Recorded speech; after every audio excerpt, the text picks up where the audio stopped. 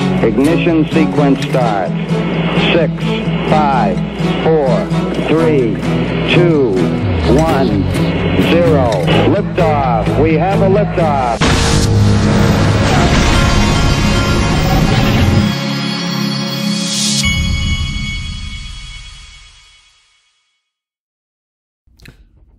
Hey everybody, this is the Digital Asset Investor, and I am at Apex, the Ripple Developer Conference in Vegas. And guess what?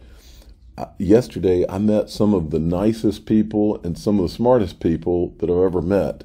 And it was a totally awesome experience. I had no idea. I came out here I wanted to see what everybody's working on and try to learn more about what's going on, and it was a real eye-opener. I'm 100 times more bullish on XRP than I was the day before yesterday after having talked to all these people, and I'm going to go through some of that. But first I wanted to go through some of the news, and I'm going to show you some of the people I met and the pictures I took and the video. And I'll have more after today, but I wanted to show you some of it. Let's check out the market on coinpaprika.com, who is one of my sponsors. Ethereum continues to lead the way because they're heading to the merge. If everybody was really thinking, it'd be XRP leading the way because there's so many things that are about to happen. XLS 20, you've got this lawsuit at some point, probably between now and March, is going to be done. So you got a lot of really big things going on. Now, let's move forward. First, let's check in with the official cool guy, the Digital Asset Investor channel, because he's pretty positive today. What's up, fam? I'm checking in. I sense some fatigue. I sense some doubt. You think running a marathon is fun? Those last miles get real lonely. Keep it up. Follow your gut. It's happening. See, we need more official cool guys in this whole thing. This kind of optimism is always good. But there's a lot of reasons to be optimistic after you see some of the things going on today. Now, I want to go through a couple of things I noticed in the news. The first one, this is Michael Barr, who I don't think he was on the board. I think he was an advisor to Ripple. He's now at the Federal Reserve. Listen to what he said. You don't want to choke off innovation, and particularly with regulation, sometimes incumbents will use regulation to block new entrants into the system. So you want to be very careful that you're not kind of locking in the power of the dinosaurs. So innovation is absolutely critical, but for innovation to be successful, it needs guardrails. And those guardrails have to be clear, and they have to protect consumers, and they have to protect the safety of the financial system. And then there was this comment, Fed's Powell, unbacked cryptocurrencies have not offered much in terms of a public interest for payments. Fed's Powell, it's a speculative asset. I really, just piecing all this together, and there's other things I'm going to show you, what just makes sense is that we're heading to a place where Ripple's working with all these central banks. All these central banks are wanting to create CBDCs. What makes sense, the only thing that makes sense to me, is they create these private ledgers.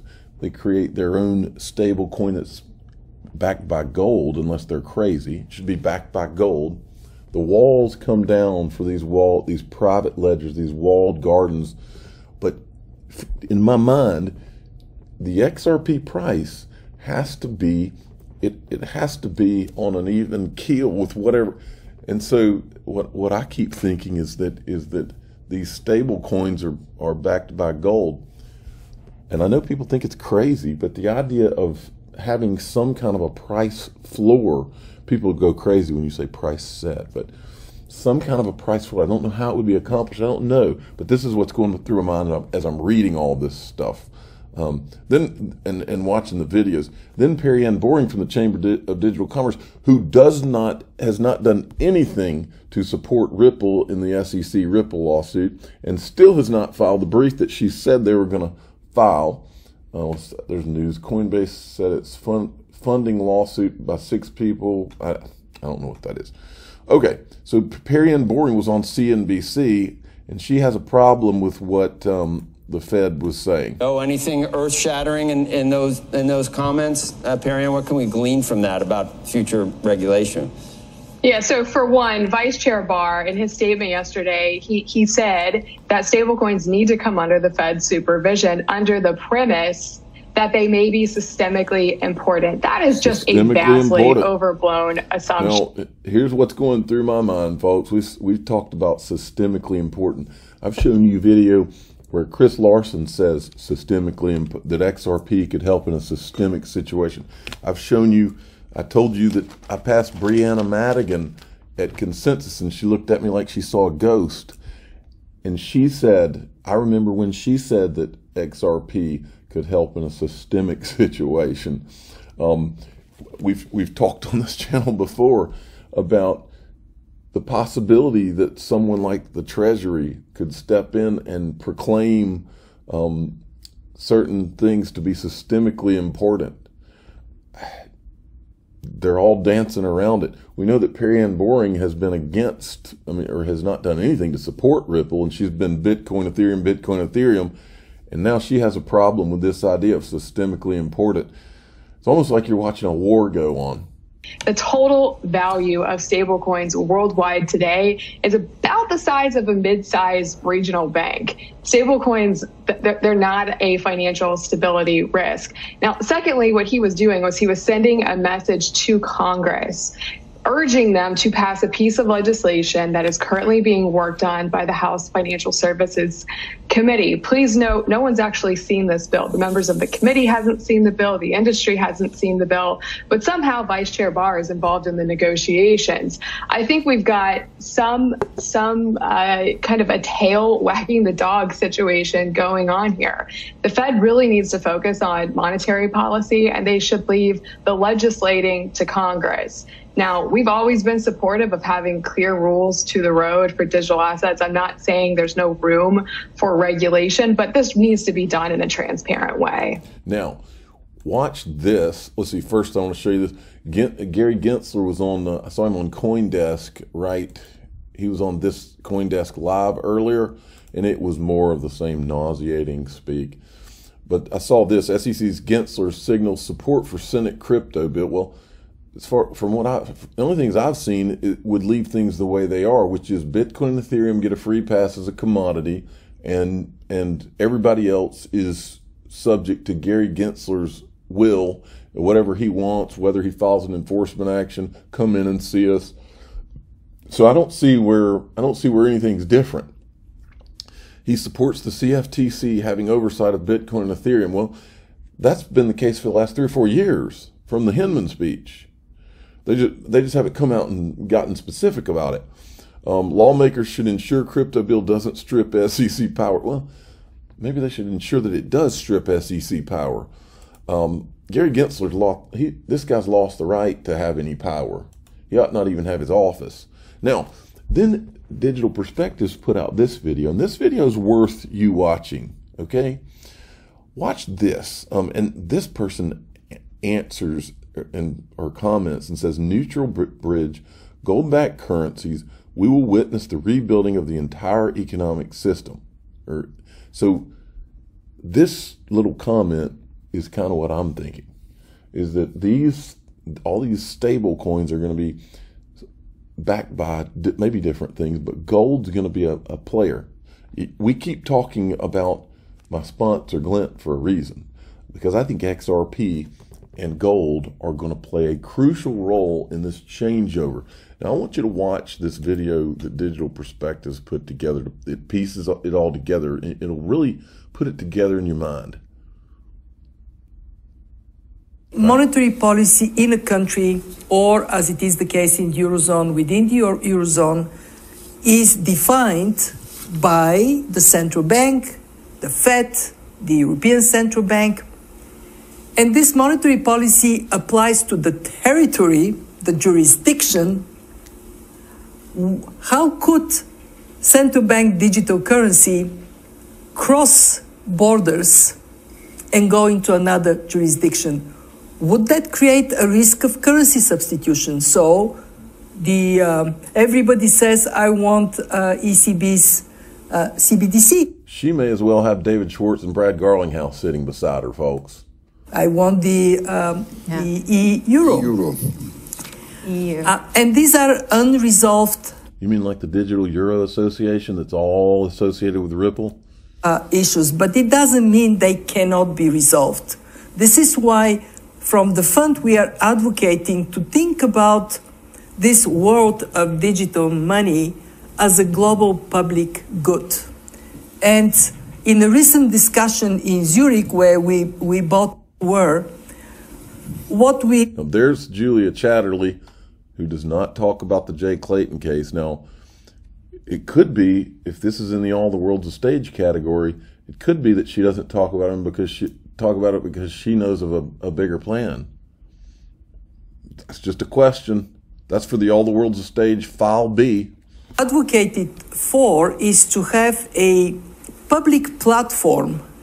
So when protocols are agreed, this public platform can connect different CBDCs. There can be interoperability.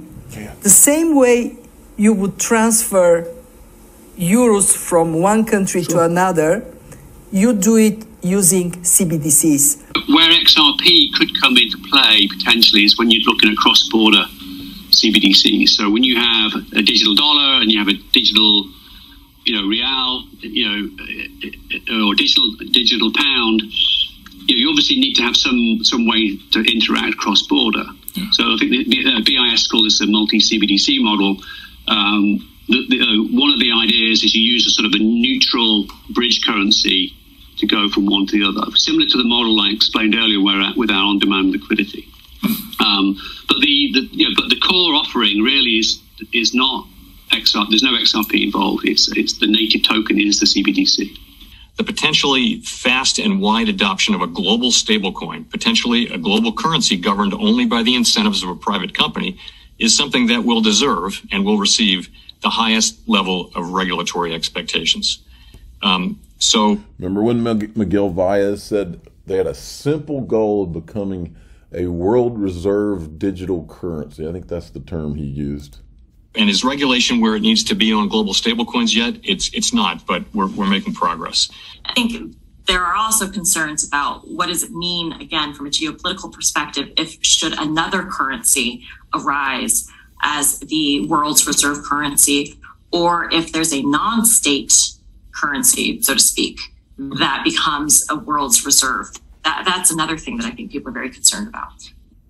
Looking forward, rapid changes are taking place in the global monetary system that may affect the international role of the dollar in the future. Looking forward, rapid changes are taking place in the global monetary system that may affect the international role of the dollar in the future. Most major economies already have or are in the process of developing instant 24/7 payments. Our own FedNow service will be coming online in 2023. And in light of the tremendous growth in crypto assets and stablecoins, we are examining whether a U.S. central bank digital currency would improve upon what is an already safe and efficient domestic payment system. As our white paper on this topic notes, a U.S. CBDC could also potentially help maintain the dollar's international standing. Folks, it's all right in front of you. And before I forget, make sure you go up and I'll have the link to Glenn in the top of the description. So you can, if you're interested in getting a Glenn account, I love having my Glenn MasterCard debit card so that I can spend gold if I need to. Let me see. I don't want to make this video too long. Let me show you.